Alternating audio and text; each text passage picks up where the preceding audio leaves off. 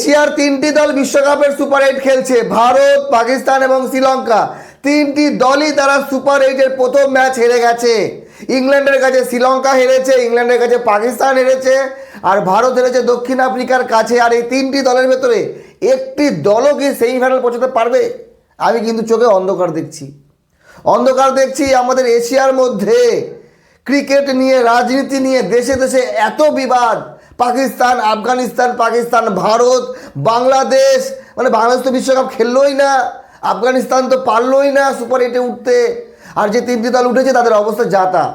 মনে হচ্ছে আমরা যেন বিদেশের মাটিতে খেলছি, অস্ট্রেলিয়ায় খেলছি, ইংল্যান্ডে খেলছি, দক্ষিণ আফ্রিকায় খেলছি। আমাদের সুপার 8-এ গিয়ে এমন অবস্থায় 111 রানে অল আউট হওয়াটা প্রশ্নের মুখে দাঁড় করিয়েছে। আর এবারের বিশ্বকাপটা আমরা টিম ইন্ডিয়ার মতো বিশ্বকাপ আমরা খেলিনি। আমরা একটা ম্যাচেও 200+ স্কোর করিনি। আমরা ব্যাট করেছি, আমরা প্রথমে আমেরিকার কাছেও ব্যাট করেছি, আমরা নামিবিয়ার কাছেও ব্যাট করেছি, আমরা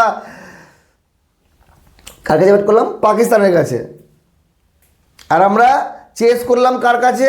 দক্ষিণ আফ্রিকার কাছে। আর আমরা কি করলাম? 111 রানে অল আউট হয়ে গেলাম। তো আমাদের প্রত্যেকটা ব্যাটসম্যান হচ্ছে গিয়ে পাওয়ার হিটার, প্রত্যেকের ক্ষমতা আছে সিঙ্গেল হ্যান্ডে ম্যাচ জেতাবে, কিন্তু 7জন 8জন ব্যাটসম্যান থাকার পরও একজনও যদি টিকতে না পারে তখন প্রশ্ন উঠে আসে। পাকিস্তান গতকাল যেভাবে হেরেছে হ্যারি ব্রুকের কাছে, তারপরে মনে হচ্ছে পাকিস্তান আর পেরোতে পারবে না। 2 ম্যাচে মাত্র 1 পয়েন্ট। আজকে শ্রীলঙ্কা এবং নিউজিল্যান্ডের খেলা, যদি শ্রীলঙ্কা আজকে হারে তাহলে শ্রীলঙ্কার বিদায়। আগামীকাল জিম্বাবুয়ে এবং ভারতের খেলা। ভারতের খেলা থেকে আমার এখন ভয় লাগছে। আউট অফ ফর্মে আছে তিলক বর্মা এবং অভিষেক শর্মা, দুজন মেন ব্যাটসম্যান, এই দুজনে out of form. Suryakumar Yadav ফর্মে এসছে, কিন্তু কবে খেলবে কেউ জানে না। স্লোয়ার বলে টিম ইন্ডিয়ার প্রত্যেক ব্যাটসম্যান আউট হচ্ছে, এটা নিয়ে সমালোচনা করা হচ্ছে। কিন্তু 820 দিন পর একটা ম্যাচ মাত্র হেরেছি আমরা। 2023-এর বিশ্বকাপ ফাইনালের পর থেকে কোনো ম্যাচে আমরা বিশ্বকাপে, চ্যাম্পিয়ন্স ট্রফিতে আমরা হারিনি। টি20 বিশ্বকাপে আমরা প্রত্যেকটা ম্যাচ জিতেছি, এশিয়া কাপে প্রত্যেকটা ম্যাচ আমরা জিতেছি, কিন্তু আমরা 820 দিন পর হেরেছি। কিন্তু এই হারের পরও এত সমালোচনা দেখেন হবেই। একজন ব্যাটসম্যান টানা 4 ম্যাচে ফ্লপ খাচ্ছে, সঞ্জু স্যামসনের মতো ব্যাটসম্যান বসে আছে, তিলক বর্মা কিছু করতে পারছে না। একটু তো পরীক্ষা করতেই হবে।